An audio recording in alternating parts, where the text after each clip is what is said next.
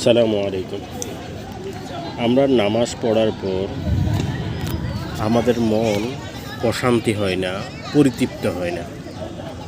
তার জন্য অনেকগুলো কারণ আছে।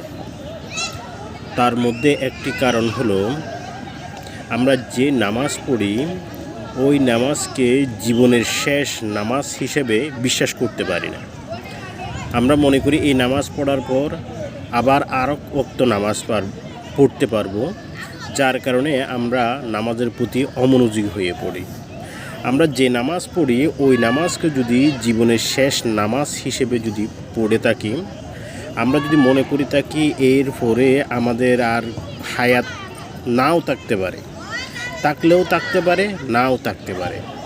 যে নামাজ পড়ি এই নামাজকে যদি জীবনের শেষ নামাজ হিসেবে যদি পড়ি, তাহলে আমরা ওই নামাজ পড়ে নিজেদের মন প্রশান্তি হবে, নিজেদের মন পরিতৃপ্ত হবে।